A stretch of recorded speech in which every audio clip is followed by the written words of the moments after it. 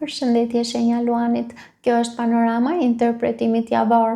Pas lutjes dhe meditimit, kartat I ndava në 4 sfera jetësore, të cilat janë gjendja juaj, familja, dashuria, puna dhe një prizëm orakull.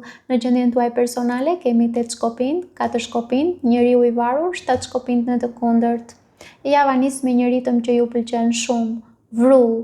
8 shkopin nënkupton vrull, ju fut në lëvizje, gjërat nuk janë më të ngrira, ka komunikim, mesazhe, zhvillim, udhëtim, ndoshta ndjenja që më në fund diçka po ndodh. Dhe kjo shkon drejt një ndjesie stabiliteti me 4 shkopinjt. Ju filloni të shihni një bazë, një mundësi për qetësi, për ndërtim, por pikërisht këtu ndodh kthesa. Njeriu I varur nuk ju ndalon sepse nuk jeni gati, ju ndalon sepse duhet të shihni ndryshe. Dhe duket sikur ky është ai momenti hynor ku Zoti ju thot mos vepro akoma, shiko më thellë. Por kjo është shumë e vështirë për ju, sepse ju jeni Luan, ju jeni Kapedan, ju dëshironi të veproni, të kontrolloni, të dominoni, të ecni përpara. Dhe kur kjo gjë nuk ndodh, sjell 7 shkopinjt në të kundërt, që nënkupton lodhjen, jo vetëm fizike, jo vetëm mendore, por edhe shpirtërore, dhe ju filloni të ndjeni dhe të pyesni veten, përse po luftoj kaq shumë, përse gjithçka kërkon përpjekje, a ja vlen? Dhe këtu lind frustrimi juaj I madh, kur dëshironi të ecni, por diçka ju detyron të ndaloni. Kartat këshillojnë se ju duhet të pranoni që ndalimi nuk është pengesë, është rregullim drejtimi. Nëse vazhdoni të shtyni gjërat, do të lodheni më shumë, ndaj ndaluni dhe shihni çfarë nuk po kuptoni ende. Kalojmë tek familja. Në familje kemi 10 shkopinjt, kalorësi I shpatave, 4 kupat, 4 shpatat. Në familje ju hyni me një peshë të madhe mbi supe. 10 shkopinjt tregon që ju po mbani shumë përgjegjësi. Kjo nuk është vetëm fizike, është emocionale, mendore, ndoshta edhe morale. Ju mund të ndjeni që po mbani më shumë se ç'duhet dhe se ç'ju takon. Më pas vjen kalorësi I shpatave dhe kjo kartë nënkupton një shpërthim komunikimi, fjalë të shpejta, ndoshta të forta, ndoshta pa filtër. Duket se filtri I komunikimit këtu fluturon fiu nga dritarja dhe kjo është pika ku tensioni del në sipërfaqe, por ajo që është interesante është çfarë ndodh më pas. 4 kupat dhe 4 shpatat, nga shpërthimi në mbyllje, dikush tërhiqet, dikush nuk dëshiron më të flas. Mund të jeni ju ose personi me të cilin keni të bani. Dikush zgjedh heshtjen për të mos vazhduar konfliktin, por kjo heshtje nuk është paqe e vërtet, është një pauzë që fshin ndjenja të papërpunuara. Kartat këshillojnë se ju duhet të kuptoni që jo çdo debat zgjidhet në momentin e tij. Nëse gjërat janë të nxehta, distanca është e shëndetshme, por mos e lini heshtjen të bëhet mënyrë jetese. Kalojmë tek dashuria. Në dashuri kemi karroca, faqa e monedhave, drejtësia, faqa e shkopinjve. Në dashuri ju nuk jeni në kaos, por jeni në një proces ndërtimi të ndërgjegjshëm. Karroca tregon që ju ose dikush tjetër vendos. Çfarë vendos? Vendos se kjo duhet të ecë përpara, nuk ka më lëkundje të pafundme, ka drejtim. Me faqen e monedhave, kjo nuk bëhet me nxitim, bëhet me një fillim të kujdesshëm. Është një përpjekje për të ndërtuar diçka reale, hap pas hapi, por këtu hyn një element shumë I rëndësishëm që është drejtësia. Kjo lidhje nuk mund të vazhdoj mbi iluzione. Çdo gjë duhet të jetë e qartë, e drejtë, e balancuar. Nëse ka pasur padrejtësi, ose mungesë sinqeriteti, ose vendime të gabuara, ato do të dalin në sipërfaqe. Dhe pastaj kemi faqen e shkopinjve, që nënkupton një energji të re që lind. Për disa mund të jetë një flirt, për disa një njohje e re, për disa një dëshirë për të provuar përsëri, një kuriozitet për të parë çfarë mund të bëhet ndryshe këtë herë. Kartat këshillojnë se ju duhet të jeni absolutisht të sinqert me veten në radhë të parë. Pastaj me personin tuaj, nëse diçka nuk është e drejtë, ajo nuk do të qëndrojë, por nëse ndërtoni mbi të vërtetën, kjo lidhje ka potencial të rritet ndryshe nga më parë.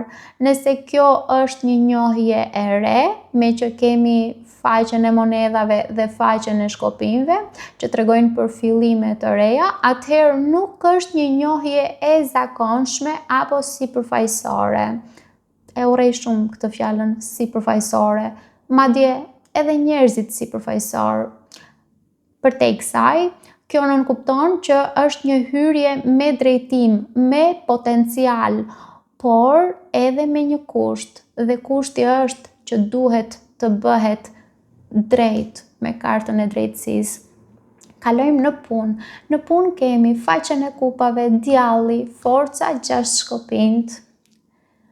Në punë ju hyni në një situatë ku ka një ndjenjë të brendshme. Mund të jetë entuziazëm, një ide e re, një afrimitet me dikë, ndoshta dikush ju pëlqen, ose një dëshirë për ta bërë diçka më mirë me faqen e kupave.